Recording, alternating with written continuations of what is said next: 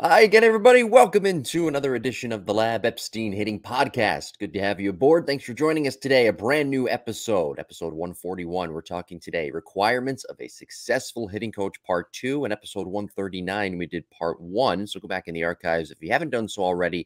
And for further context purposes, listen to that show and it'll get you primed for today's episode 141. Thank you again for joining us. Apple, Google, Spotify, wherever you get your podcasts, on any platform, and on YouTube, the Epstein Hitting Podcast YouTube page. All right, let me bring in professional evaluator, successful business owner, my former coach, current day renowned coach, friend, co-host, Jake Epstein. Good morning, Jim. Happy to be here on a wonderful, sunny Colorado day. I got to tell you, it's always morning sunny in Tampa.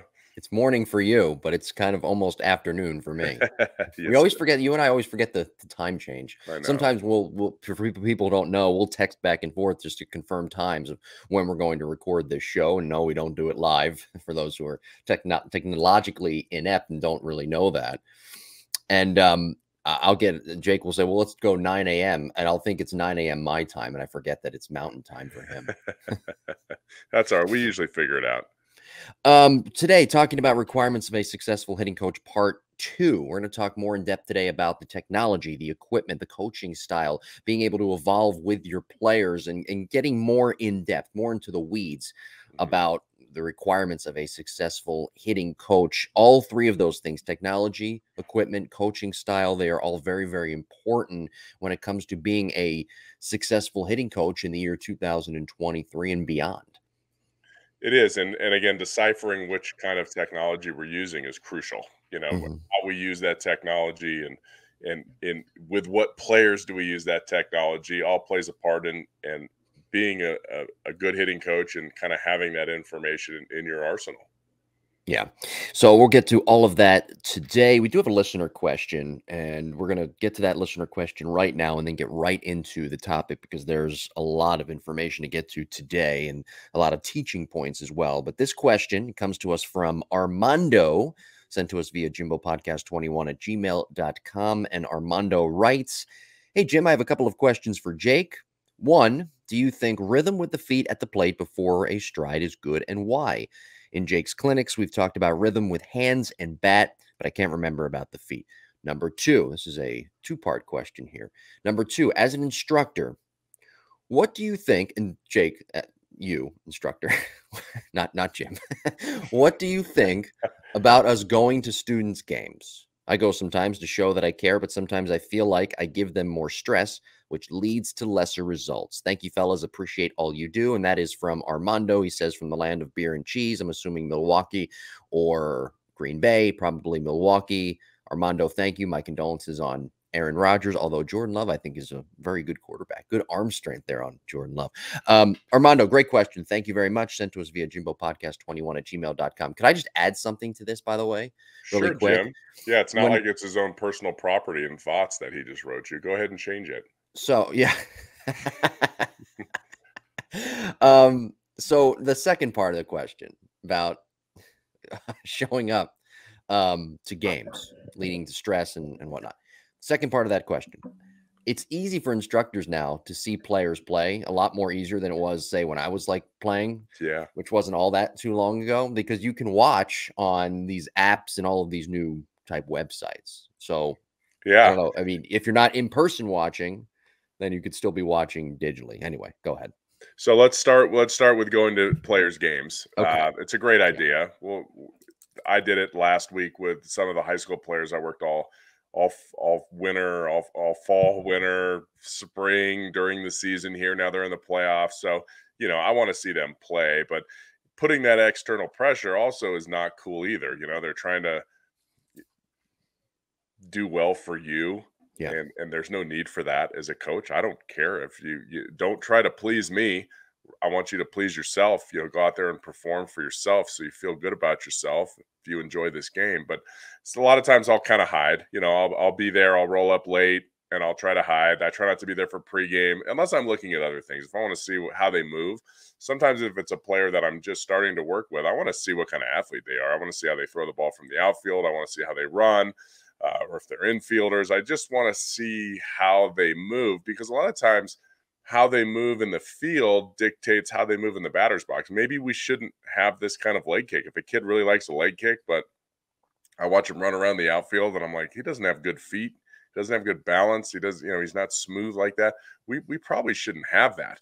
So a lot of times I want to see what kind of athlete that are, but if it's a player that I've known for a fairly long time, then what I'll do is I'll just kind of roll up late. I'll watch their first couple of bats. Hopefully it's a double header. Those are the best, because then I can talk to them between games. I'll show my face essentially after the first game when they're walking around, and then we can chat about it. And then I'll ask them, hey, do you care that I'm here? Do you want me to check out your at bats? And most of the time they're like, yeah, absolutely. If it's a 12-year-old, 13-year-old, 14-year-old, I probably am not going to make myself known. Maybe I'll use a lot of game changer video that their parents can send me. That's what you were kind of alluding to with the new technology. Game changer pretty much streams all the games for most teams, and a lot of people pay that monthly fee to have video clips, so I can see how they move, at least in games. I can see pitch selection in games. I can see, are they swinging early in the count? Are they aggressive? Are they not aggressive? Then they get to 2 strikes and they're just trying to fight stuff off. So there's a lot that goes into at bats that I can see. I can't really see mechanics, but at least I can see their approach and maybe if they're striding the wrong way. I had a player recently and I try to stress them out. Once our mechanics are pretty good, once we get everything buttoned up mechanically, then it's about changing speeds and increasing stress and putting a competition in there off a machine that's thrown a little bit harder than normal or a little bit slower than normal, or I'll make it have a higher spin rate or a lower spin rate just so it's not comfortable. I want to make them uncomfortable. And if I don't see them freak out, I'm feeling pretty good. And then all of a sudden I get a video and they're bailing out on every pitch, right? They're pulling out with their stride, they're striding late. And then I'm like, oh, that's not even the same kid. So then we have to have like a mental change. We have to, talk about relaxation and what are we focusing on when we're in the box. Maybe we have to overdo diving into the plate for a little while to make sure they aren't stepping out. So going to games is really great. Plus it shows the kid that you care, right? This guy really, he's vested in me. I spend a lot of time with these kids and we create nice relationships, which is another pillar of being a successful hitting coach. Oh, very good, man. You are just look, here we are. We started, somebody asked me this the other day. When did you start the first podcast, meeting the lab? And I said, April of 2020. Right. Yeah. And we've come a long way. And look at you now. You're easily segueing like it's nothing. Go ahead. I'm proud of you. Yeah, no, it's just it shows you care, and it shows the parents that you care too. You're not just a lot of the high school guys. I don't even know their parents, so I show up at a game, and the kids know who I am, but the parents know who I am for my voice. Like I had a guy come up the other day. He's like, "Oh, you must be Jake," because I was talking to somebody else, and they're like, "I recognize your voice from all the video analysis you do at my son's lessons." So that part of it's pretty cool. So definitely, Mondo, you got to tread lightly on that and make sure that you're not freaking them out. Like I said, if they're 12 or 14, you got to hide. Try to hide somewhere down the right field line. Try to hide in center field, something like that. The high school guys are usually going to be a little bit better with it. Now, the first part of the question was rhythm in the feet, right? Should we build in rhythm with the lower half? And I guess the best story I can say is I started to do that about maybe 8. I'm trying to think because I remember the group. I still work with these kids. They're in high school now, and they're high school juniors, and they're probably 17. So it was probably 6 or 7 years ago we started this Nolan Arenado drill or a step back drill or a jump back drill, however you want to do it. But Arenado, if you watched his feet, you can probably go back to my Twitter account and find the video I posted of Arenado. I remember just videoing the TV screen because they showed a close-up of his feet, during the broadcast. But regardless, we started to implement that, and it's a great way to get players to load their back hip properly. I would say loading the back hip is the most overworked part of the swing in the last 4 or 5 months of anything else, right? Everybody's like, oh, I got to load my back hip. I'm like, dude, you've loaded your back hip for the last 5 years we've been training. It's just all over Twitter now. Make sure you load your back hip. And Mark DeRosa is talking about it. Oh, look at him coil the back hip. I'm like, kind of looks like he's just striding. Another Jim Florentine mentioned on the show. I like it's just he picked up his front foot and his back hip didn't sway, right? So if that's the case, then his back hip is coiled properly. Anyway, regardless, whatever, at least we're talking about something regarding hitting. So that's a great way to teach it, is that step back drill, because if you step back and your knee is not supported and your knee wobbles or your foot wobbles, then you swayed and you didn't load your hip properly. So we built that. Now, the bad part of that is, after this was a camp, we did like a week-long summer camp, or 4 days, Monday through Thursday, something like that. And like the third day of the camp, everybody's moving way too much. Mm-hmm. So I'm throwing a BP, and now they're stepping too much. They're rocking back and forth. And then I go to, shoot the ball out of the machine, and they're all messed up, right? They're getting caught between their right foot and their left foot. Yeah. And it's causing problems. So just be cautious of it. So I essentially use it as a drill to make sure the back hip is proper, loaded properly, and we're not swaying back into our load. But I don't want everyone to do it. I want them to be comfortable in the box. I want them to be relaxed in the box. Maybe they're moving between their feet. Maybe their weight they're not picking up each foot, but they're just kind of got a little bit of a rock back and forth. I love that, right? We're kind of dancing in there, a slow dance. We got our feet so that, boom, I can get my weight into my back foot so that I can pick up my front foot. So yes, I would like players to have a little bit of rhythm with their feet, but not too much where they're thinking about it or they're going to be caught in between when the pitch comes. If a guy slide steps, you don't want to be caught in between. All right. Well, thank you, Armando. Great question. And yeah, Arenado does that with the feet, and it was a phenomenon a couple of years ago. People didn't really understand it, so I'm glad you cleared that up. By the way, you look great today. I got to tell you, you look great today. You sound great today. You're all ready to go. I'm glad that microphone is doing its job now. Yeah, it's always done its job, hasn't it? It has always done its job. You're right. I mean, I'm glad I have it in the right location where it sounds good. Yeah, yeah. I'm glad you're joining us today, a new episode. And of course, the audience listening, watching, thank you. Episode 141, talking about requirements of a successful hitting coach. By the way, subscribe to the podcast. If you have any questions, email us or comments, whatever. JimboPodcast21@gmail.com. You can leave a review on Apple, Google, Spotify. Leave a review for the podcast. And you can comment and ask your questions on YouTube as well. Just comment on one of the videos, the Lab Epstein Hitting Podcast YouTube page. Follow us on social media at Jim Tara and at Epstein Hitting. All right, I just did Jimbo's commercials for for the Lab Epstein Hitting Podcast, episode 141. So let's get into today's topic, talking about requirements of a successful hitting coach, part 2. And I think the 3 main things: technology, equipment, coaching style. We're getting into the weeds of what it takes to be a successful hitting coach. We talked about the overarching themes a couple of weeks ago in episode 139. Talking today, though, about the 3 main, I don't want to use the word pillars because I use that word a lot, and I need to switch that word out, but I guess bedrocks requirements of a successful hitting coach, part 2, technology, equipment, coaching style.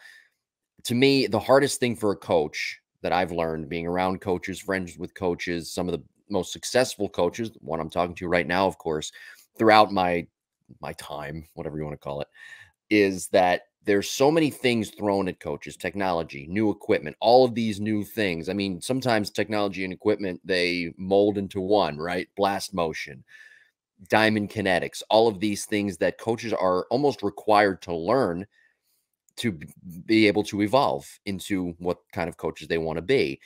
And then, of course, the coaching style, new types of players, new types of different attitudes, and new types of personalities that they always have to learn and always have to sort of have their finger on the pulse of when it comes to that coaching style and being able to adjust to their players. So I think that for me, those 3 things, oftentimes they can get kind of convoluted a little bit, and it becomes tough for a coach to continue to evolve, but they're all requirements if you want to be a successful hitting coach. Yeah, and it really depends on what kind of coach are you going to be. Are you trying to help your son or daughter's team, 10-year-old team, learn how to play the game, fundamentals? Or do you want to be a high school coach? And high school coaches, they're not making really money coaching the high school team. They do it because they love to coach baseball. And they might make a little money doing it, but not for the time that they're putting in. They're teachers.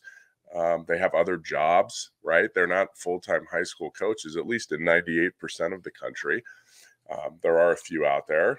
And then you have college and professional coaches or private hitting instructors that are getting paid to do this. So you have many different levels of people that are trying to help players. So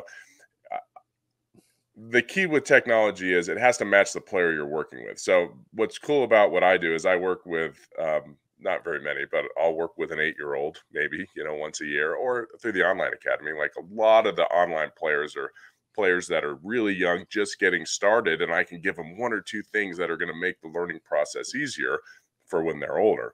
But I'll have a 10, whatever, 8, 9, 10-year-old in the online academy, or I'll see for an individual lesson here. And then all of a sudden I have professional players that I need to work with, right? That's a pretty big gap of people and talent and personalities. So I can use pretty much any technology out there, right? Because that's what I do for a living.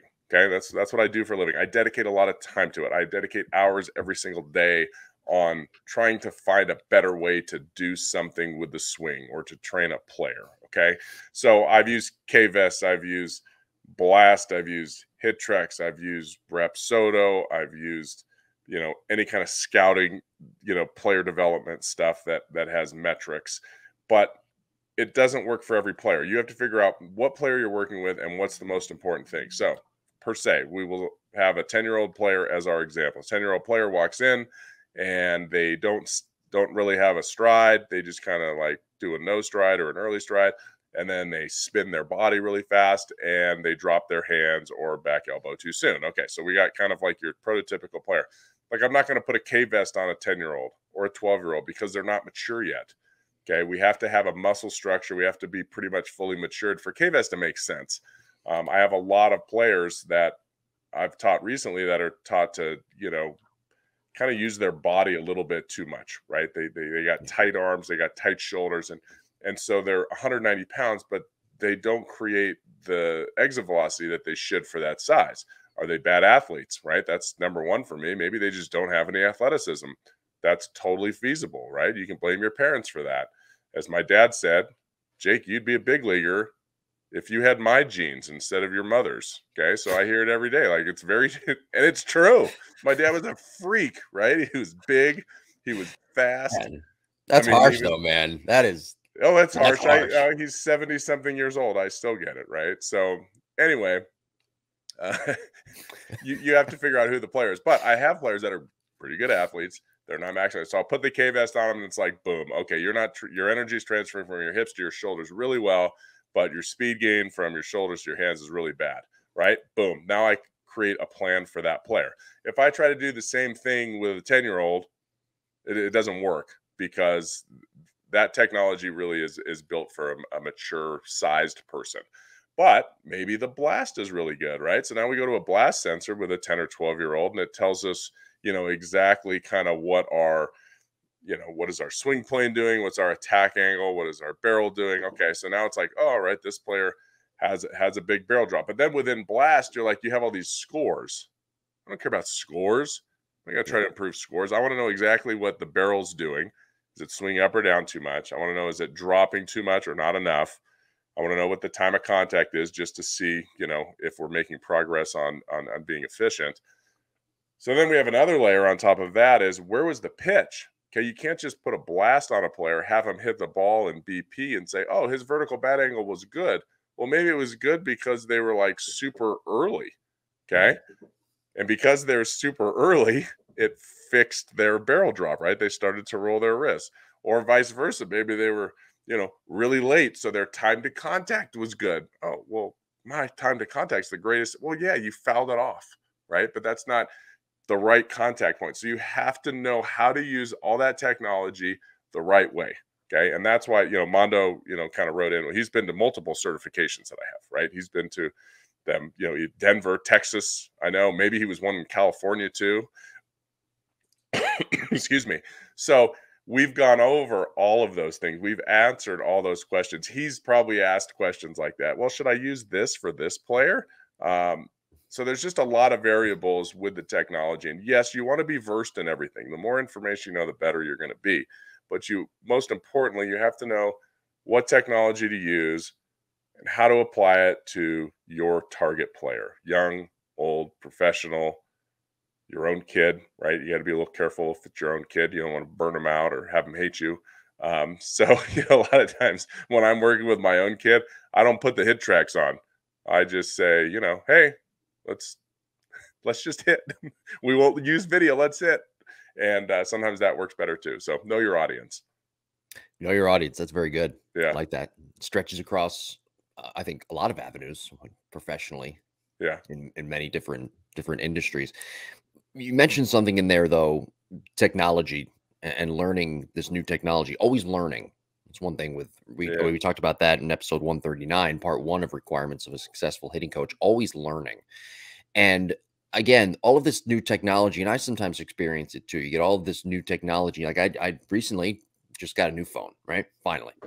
Woohoo. And I'm still figuring out all the features of the camera and how I could Mhm. maybe use the camera for different types of scenarios. Anyway, there's always this new technology, computers and iPads. I mean, you walk into the Best Buy store. I walked into I forget which technology store it was recently with my sister because she had to pick up some new, I don't know, some new thing. And I'm looking around and I'm like, oh my God, like this is the 20th century. It's not what the Jetsons predicted, right? It's not that stupid cartoon. This is the 20th century with all this new technology, with all these new different types of stylus pens to write on your iPad and all that crap, right? And I'm thinking how just as it pertains to today's episode, today's topic, how do coaches, how do you guys decipher through all of this new technology that's being thrown at you with all of these intricate details and understand, okay, this will help my player. This piece of technology, probably not. Yeah, it's experience. So Yeah. it's either experience, you've been doing it for a long time, or it's speeding up experience by talking to someone with experience. Okay, so that's where training comes in, regardless of what it is. Like, for instance, I don't know anything about um, social media advertising, right? I don't know, or internet marketing. I don't know things, so I have to talk to an expert, or I have to go find an expert and take their class on how to do this. I have a buddy, my next door neighbor. He's a good dude. He sells insurance. Um, a lot of people come to him and want to get into the insurance business, and so he's created a platform that allows him to communicate and share his experience with new people coming into that market. So that's essentially exactly what I do with certification. Like, I don't care if you coach your 9-year-old's team or if you're a college coach, like, you're in the same room, and we're going to talk about the best ways to work with those kind of players, and we're going to answer all your questions and get you to figure out, okay, this player, this is their problem. So we look at so much video. So it's really fun because here's the problem of a 10-year-old. Here's what you need to do. Here's the most basic way to fix this problem. And then, like, 5 minutes later, we'll look at this swing of a college player. Okay, totally different size, right? But, they usually have different issues. For older players, it's typically timing and rhythm. Sometimes it's a swing plane. It's usually not mechanical. If they have a mechanical issue at age 20, they're probably not going to play anymore. If they have a mechanical issue at age 16, they're probably not going to play anymore. Okay. So it's pretty fun to see how that works. It's like, okay, this player needs to work on one move to fix bat drag or to fix their lead shoulder from flying out. And this college player needs to work on timing. So we've covered all these drills. That's the fun part. Like, we do the drills first for the coaches training. These are all the everything in your arsenal, like how to work on timing, how to work on mechanics, how to do this. And then we look at video and we say, okay, what's the number one problem with this player? We figure it out. Okay, what drills, what kind of program do we want to put them on to fix it? And like I said, sometimes it's a lot of technology and sometimes it's very limited technology. And the only way to know that is to talk to an expert, be an expert, or trial and error. Trial How, and error takes a really long time. but part of the That's what I did technology, when I was part of 20. the part of the, part of the technology though is understanding what's quantifiable and what's not quantifiable. And now, how do you apply that new technology, that new Mhm. piece of technology? Say, I don't know, blast motion, just something that's coming off the top of my head, Yeah. and applying that to your hitter, because you probably already have a baseline of quantifiable statistics you want to find out as a hitting coach, not trying to Mhm. get too far into the weeds about data, but you have those statistics that you want to find out that you could help apply then to a hitter's practice session in their lesson. But how do you go about now finding the right technology that can help you figure out that type of data that you need to ultimately pass on to your player? Yeah, I mean, you know what you have access to in Mhm, terms of data, right? mhm. You kind of figure out what, I have access to a hit track. So now it's like, okay, how hard do we hit the ball? How far do we hit the ball? So we'll just talk about hit tracks a little bit. Okay, you only hit the ball 70 miles an hour. Okay, so we need to work our practice into creating consistent launch angles in the 10 to 20-degree range. Okay, because if you hit it more than 20, it's just a perfect fly out to the outfielder, right? It's Yeah. just it's a nice little line out, but it doesn't go. And then or you have a player that's big and strong and not fast, right? So they hit the ball 95 miles an hour, but they don't run real well. Okay, now we need to create a swing plane or a body posture or whatever it is to make sure that that player is maximizing, we'll say, a 20 to 30-degree, consistent launch angle. And then we play games and things like that. So you have to kind of figure out again what player you're working with and then apply it to what technology you have at your disposal. All right. So moving on really quick here Mhm. to coaching style and understanding how to continue to evolve with your players and knowing what type of players that you're going to be working with. How have you gone about that over your 25 plus years of coaching? Yeah, I don't know if it was planned. I think I think you just start working with players, Mhm. um, and you start gaining experience, and you figure out what works for them, based on age and body type and all that. So I wish I had I can tell you from my experience, the first thing that I do when I get a new player, they sign up online, and we'll say this is an in-person lesson. Mhm. I haven't met them. I have no idea. I have them get loose. I throw them some balls. I video. Okay, so that's always my starting point because kids, especially nowadays, super visual. They want to see themselves, like right. Everybody's in love with themselves anyway, taking selfies. So here's your hitting selfie, if you will. So here's what you look like, and here's what pros look like, and how can we get those, together to bridge the gap.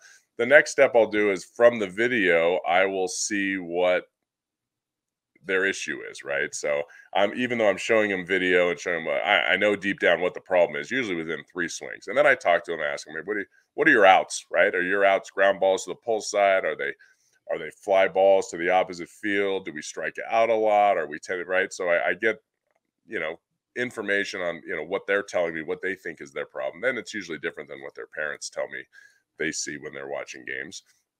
But then I might put something basic on like the blast. Okay, well, see how your barrel's dropping here?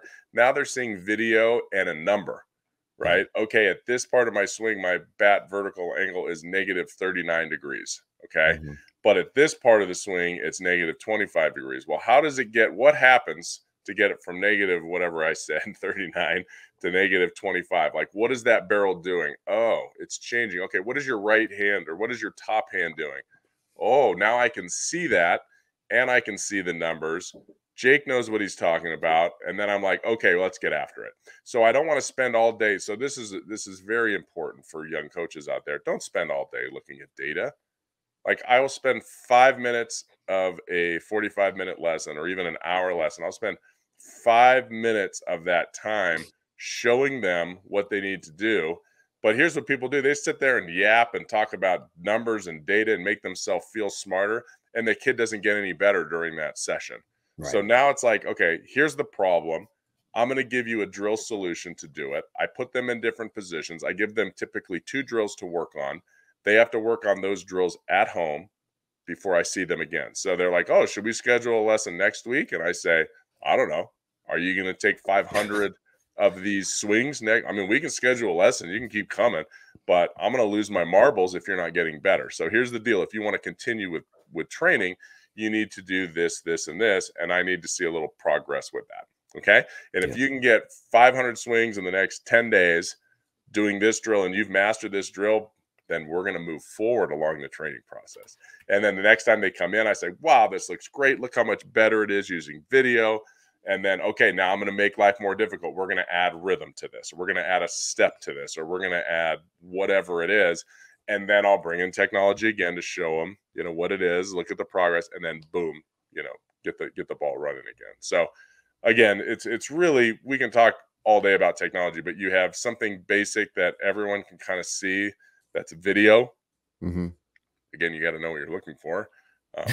Yeah. With any technology, and then you can kind of move video to something like a blast. But again, you got to know what are we concentrating on with blast, and then you can move that up to a launch monitor like a hit tracks, and then you can move into like a Rapsodo, which shows you batted ball spin, which I really love because that's directly correlated to some of the blast metrics.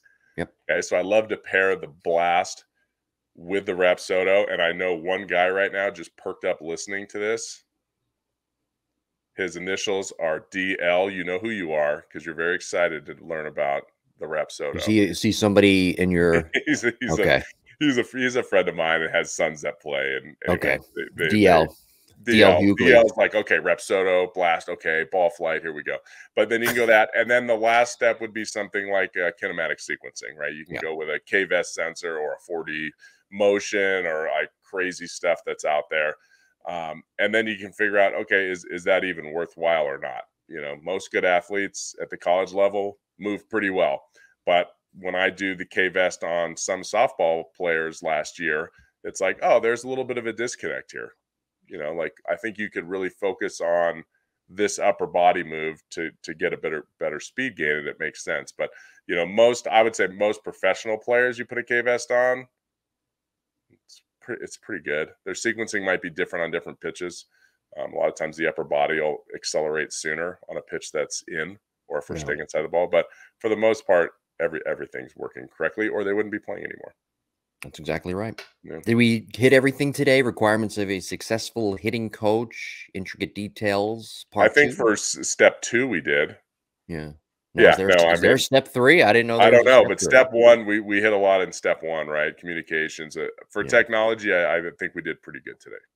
I agree. And equipment, technology and equipment, oftentimes interchangeable when it comes to hitting now and pitching. And again, that equipment, like say Blast or Diamond Kinetics, Hawkeye. There's a good one. TrackMan. That stuff is so cool to watch. Yeah. I mean, that new bat path thing that they throw out once in a while is so useful for someone like me. Yeah. Trying to get my hands on all of it instead of just what's posted sometimes. But that's really cool technology for players to see. Well, if you'd like to be a sponsor of the Lab Epstein Hitting Podcast, reach out. Email us, jimbopodcast21@gmail.com. Email us your questions, jimbopodcast21@gmail.com as well. Follow us on social media at Jim Tara, at Epstein Hitting. You got anything else before we say goodbye and depart? I don't think so. I hope everybody has a quality week of getting their players better and enjoying themselves out on the field. Yes, in our next new episode, June 5th, Monday, we'll be talking about applying data properly. That's our next episode. We talked a little bit today about technology, but now we're going to talk about applying that, kind of revisiting a topic from a couple of years ago, applying data properly. We'll be talking about that in the next couple of weeks. Actually, it's our next new episode, June 5th. All right. Good to go. Sayonara. All right. Peace out, Girl Scout. Thanks for listening, everybody, and watching. Talk to you in a couple of weeks. Take care.